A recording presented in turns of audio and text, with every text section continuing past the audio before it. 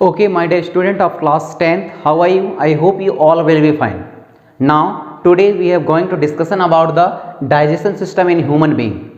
इससे पहले हमने अमीबा में किस तरीके से न्यूट्रिशन होता है, उसमें कैसे न्यूट्रिशन लिया जाता है, अमीबा में फूड टेकिंग करने की मैकेनिज्म फिनोमिना क्या है, उसके बारे में हमने पिछले वाले क्लासेस में देखा था। आज हम ह्यूमन बीइंग में न्यूट्रिशन को देखेंगे, कैसे होता है, डाइजेशन कैसे होती है, न्यूट्रिशन कैसे होता है, ये सारी चीज़ें। ठीक है, तो चलिए स्टार्ट करते हैं। Digestive system in human being, digestion system in human being. First of all we would need to understand what actually the digestion system.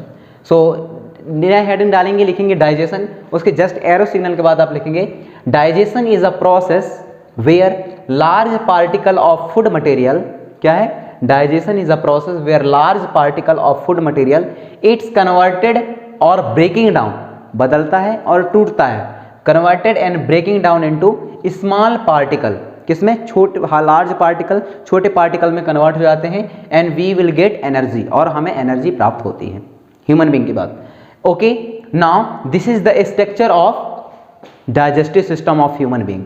What actually the digestive system बेटा, this is structure, then nostril वाला area, then mouth, it's connected to the totally salivary gland or mouth in the upper layer here, and then pharynx, esophagus, stomach, then we would come pancreas, liver, gallbladder, large intestine, small intestine, rectum, anus and appendix।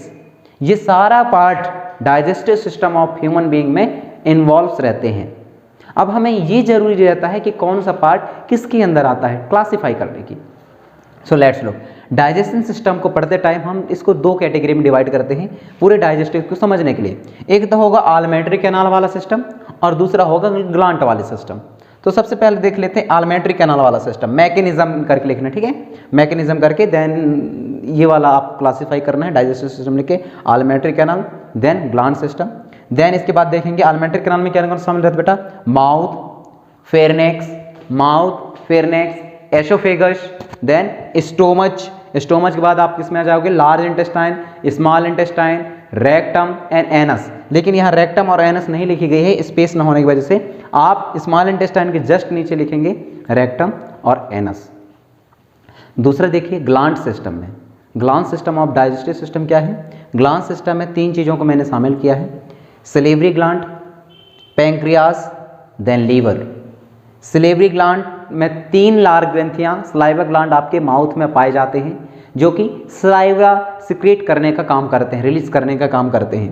Pancreas से pancreatic juice निकलता है, liver से क्या होती है बेटा, liver से भी एक जूस सिक्रेटेड होती है, डाइजेस्टिव जूस लीवर सिक्रेट होती है, देन ये भी पार्टिसिपेशन लेता है डाइजेस्टिव सिस्टम में।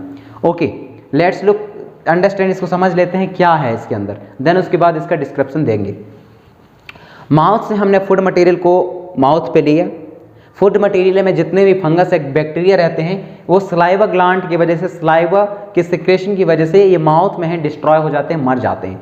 जैसे ही फूड मटेरियल माउथ के थ्रू जो है धीरे धीरे होते हुए स्टोमच में आई, स्टोमच में आ गई, स्टोमच में तीन चीज़ों का और मिक्सिंग होता है, हाइड्रोक्लोरिक एसिड, डाइजेस्टिव जूस और बाइल जूस, ये तीनों जो है पार्टिसिपेशन लेते हैं ताकि उसको मिक्सिंग किया जा सके फूड मटेरियल को जो कि माउथ के थ्रू आया है।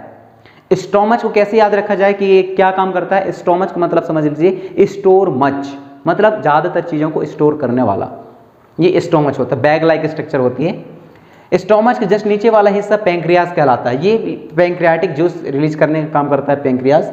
जैसे ही लार्ज इंटेस्टाइन में लार्ज इंटेस्टाइन से, सॉरी यहाँ देखना है आप, स्टोमच का लार्ज जो है किससे कनेक्ट रहता है बेटा, स्मॉल इंटेस्टाइन से कनेक्ट रहता है। स्मॉल इंटेस्टाइन जो है 7 to 8 मीटर लॉन्ग रहता है और यह इसका लास्ट वाला हिस्सा लार्ज इंटेस्टाइन के फर्स्ट वाले हिस्से से कनेक्टेड रहता है और ये होते हुए रेक्टम से एनस तक फिनोमिना चली जाती है। और ये यहाँ डाइजेशन होने की वजह से लार्ज इंटेस्टाइन में फूड वेस्ट मटेरियल जाती है, लार्ज इंटेस्टाइन से रेक्टम से होते हुए एनस से थ्रोन आउट कर दी जाती फ्रॉम आवर बॉडी। सब एक एक पार्ट के कॉन्ट्रीब्यूशन को इन डाइजेस्टिव सिस्टम को देखते हैं कि हर डाइजेशन सिस्टम में हर एक पार्ट का क्या कॉन्ट्रीब्यूशन है। तो चलिए देखते हैं।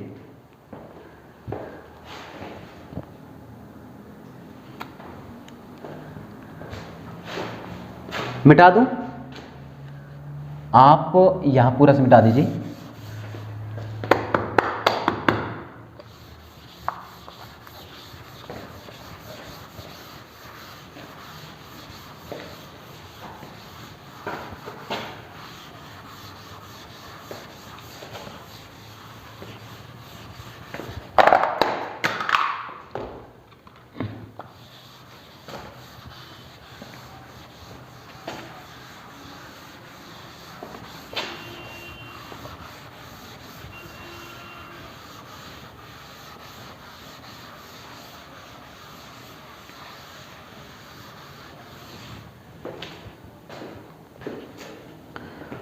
ओके लिखिए, फर्स्ट ऑफ ऑल आलमेट्री कैनाल वाला सिस्टम लिखेंगे।